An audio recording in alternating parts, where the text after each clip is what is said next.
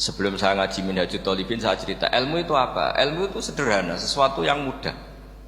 Karena ilmu itu fitratallahi allati fataran nasa alaiha. Misalnya begini, saya orang miskin, nggak punya apa-apa, sudah nggak punya apa-apa, nggak punya jabatan, terus keluarga yang nggak pati loyal, mungkin istri ada ngidolakan kita, bahkan anak kita sendiri juga nggak ngidolakan kita. Itu kan sial-sialnya orang, anak kita aja nggak pernah ngidolakan kita. Tapi untuk bahagia itu sebenarnya sederhana. Sederhananya begini, orang pinter itu ingin mempertahankan kehidupannya, terus pinter sampai berobat habis banyak ke Belanda, ke Jepang supaya mempertahankan nyawanya. Nah, si miskin ini kalau dia setiap makan, ya Allah, saya dengan makan ini mempertahankan nyawa saya. Sehingga makan itu satu kajian ilmiah bahwa ini luar biasa. Bahwa orang punya Alphard, punya uang 1 miliar, itu tidak mempertahankan sesuatu yang pokok, yaitu nyawa. Orang tidak punya Alphard itu hidup, nggak punya uang 1 miliar hidup. Tapi kalau nggak punya nasi 1 piring, nggak punya air 1 gelas bisa mati. Artinya apa? Orang miskin itu yusyarikul aghniya, sama dengan orang-orang kaya dalam hal kepemilikan hal-hal yang pokok. Tapi kadang-kadang orang miskin itu ya nyon sewu agak belagu, sudah miskin ingin punya Alphard, sudah miskin ingin punya uang, ya dia tersiksa. Harusnya cara berpikir nggak punya Alphard tuh masih hidup, nggak punya uang 1 miliar masih hidup. Yang punya Alphard hidupnya juga pakai nasi 1 piring, yang punya uang 1 miliar juga pakai nasi. Ya kalau itu kan sama, saya punya. Kalau gitu kan bisa miskin rasa kaya. Itu memang harus dilatih. Nah, kalau orang kaya kan rumahnya banyak di mana-mana. Memangnya kalau rumahnya banyak di mana-mana terus tidur di sini 1 jam, di rumah itu 1 jam, malah nggak bisa tidur kan? Tetap aja yang dipakai 1 kamar. Itu gunanya apa punya rumah banyak? Setidaknya zaman miskin itu dia berpikir gunanya apa punya rumah banyak untuk dipakai ya hanya 1. Meskipun suatu saat kalau dia kaya juga berpikirnya agak rubah. Ya penting punya rumah banyak biar kemana-mana punya rumah, nggak apa-apa. Tapi sementara masih miskin jangan berpikir seperti itu. Nah yang menjadi miskin kacau kan sudah miskin berpikirnya gaya orang kaya, itu kecelakaan. Nah itu ilmu, maksud saya itu ilmu. Sehingga dulu Nabi ngajari orang miskin itu sederhana. Ketemu orang miskin sama Nabi diajarkan. Nabi diantara ajarannya begini. Ada seseorang man asbaha, orang yang setiap harinya mu'afan fi jasadi, dia sehat, aminan fi sirbi, negara dalam keadaan aman, tidak dalam ancaman. Indahu qutu yaumi, dia hari itu punya makan. Faka'an nama khizat lahu dunya bihadzafiriha, berarti dia sudah punya dunia dan seisinya. Karena polanya sama.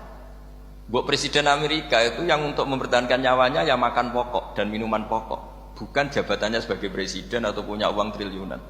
Orang paling kaya di Indonesia juga gitu, untuk mempertahankan hidupnya juga dengan makanan pokok. Dan itu orang miskin punya. Kehidupan paling top itu apa? Ya kehidupan yang mempertahankan nyawa itu yang paling top, lainnya itu enggak. Karena mempertahankan nyawa ini super penting dan orang miskin bisa. Nah, saya berharap ilmu seperti inilah menjadikan dulu itu kuat ketika melawan Belanda. Kenapa kuat? Karena mereka gampang syukur.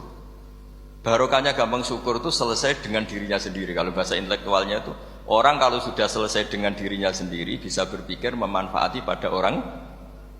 Dulu orang-orang miskin ketika era sahabat, termasuk era para ulama yang mendidik para umatnya, itu selesai dengan dirinya sendiri. Nah sekarang banyak orang miskin juga termasuk orang kaya, bahkan belum selesai dengan dirinya. Wah itu angel, ngajak jihad angel, karena dengan dirinya saja belum selesai. Maka masyhur itu kan ketika perang Tabuk, ada orang datang, kira-kira kalau Indonesia pakai beras 4 kilo, ya Rasulullah yang 2 kilo tak kasihkan keluarga kami supaya bisa makan, yang 2 kilo tak kasihkan jenengan untuk biaya perang. Perang Tabuk itu perang tersulit, disebut perang Dhatil Usrah. Sekarang hitung saja, ini coba dihitung, mungkin yang bagian kasir tahu. Kalau 2 kilo kali 3.000, umat Islam pas itu sekitar hampir 3.000, itu sudah 6.000 kilo. 6.000 kilo itu artinya apa? Orang miskin ketika perang membiayai dirinya sendiri, itu satu. Kedua, dengan mental memberi, orang ini tidak tamak. Barokahnya tidak tamak, tidak nyalahkan yang kaya. Efek dari itu apa ketika perang Tabuk? Sumbangan dari Sayyidina Utsman yang jumlahnya besar sekali, yaitu diantaranya 1.000 dinar. 1 dinar kira-kira 4,25 gram, berarti sekitar 4.000 gram. Itu bisa diberikan alat perang. Sumbangan dari Abu Bakar juga bisa dipakai beli kuda untuk perang. Nah bayangkan kalau kebutuhan orang miskin ini untuk makan itu nggak mau urun, wah saya miskin nggak perlu urun, saya miskin dipakai alasan terus. Maka jumlah 3.000 ini akan mengurangi anggaran untuk belanja peralatan perang karena untuk konsumsi orang miskin. Udah gitu kadang mangane tanduk itu kan repot. Wes miskin mangane tanduk, nak antri moh kan ribet. Artinya apa? Perang ini tidak fokus karena ngurusi konsumsi untuk orang-orang miskin. Nah, dulu zaman Nabi orang miskin pun semuanya heroik. Mereka dibantu gak mau, inginnya bantu. Sampai dicibir sama orang munafik. Apa gunanya sedekah 2 kilo? Perang ini perang besar antar negara. Pas itu mau perang melawan Romawi. Sampai orang munafik bilang alladzina almizuna almuttawiina minal mu'minina fis sadaqati walladzina la yajiduna illa juhdahum faskharuna minhu. Orang-orang munafik digambarkan Allah orang-orang yang mencibir sedekah kecil. Wong untuk perang besar kok sedekahnya hanya 2 kilo. Tapi yang mahal bukan 2 kilonya. Kalau ada 1 juta orang miskin menyumbang negara 20.000, itu artinya apa? Kita punya rakyat yang inginnya hubungannya dengan negara memberi. Tapi coba kalau kita 2 juta rakyat yang inginnya dari negara mendapat, pegawainya demo ya. Nah ini ajarannya Nabi yang luar biasa. Dulu Nabi itu bisa mendidik orang miskin pun bermental memberi. Nah barokahnya bermental memberi ini mereka selesai dengan dirinya sendiri. Coba kalau mereka tidak bawa makanan sendiri ketika perang, mungkin kuda yang untuk perang, terus mereka berpikir, bu ini saja disembelih supaya kita bisa makan. Ribet kan? Ngapain beli senjata yang mutakhir, makan saja nggak bisa. Tapi barokahnya mereka urun sendiri. Mereka selesai dengan dirinya sendiri. Ini hebatnya didikan Rasulullah Shallallahu Alaihi Wasallam. Lalu dulu Mbah Hashim dan kawan-kawan itu berhasil mendidik seperti itu. Santri yang miskin-miskin itu kalau ngaturi kiai duwene telo itu dikekno telo, duwene wi itu dikekno wi. Sehingga kiai sing wis mapan-mapan, misalnya kados kula wonten kan mun setengah mapan. Ya akhirnya yo iso mangan wi. Jebule wi ku yo enak. Santri yo seneng mergo kiai ini seneng pancen wis suwi mangan pizza misalnya. Nah, tapi nak sing melarat terus aku melarat kiai tak kei mosok doyan. Wis melarat medhit di alasan kan ribet kan. Ini yang perlu dihilangkan. Medhit kok berargumentasi. Tapi yang mahal itu bukan winya, mental memberi. Orang itu kalau mentalnya memberi itu berarti selesai dengan dirinya. Tapi kalau tidak bermental memberi pasti tamak. Dan tamak itu mesti menghakimi orang lain. Maka dalam kitab Hikam diterangkan penyakit terberat itu tamak. Kenapa? Karena orang pikir itu tidak ada kata-kata kitab Hikam, bukan kata saya. Yang ada itu tamak. Misalnya gini, saya kenal PLT Bupati Kudus. Tidak pernah saya bilang beliau pikir. Tapi sekali saya pernah ngajukan proposal tidak kesampaian. Wos, beliau medit.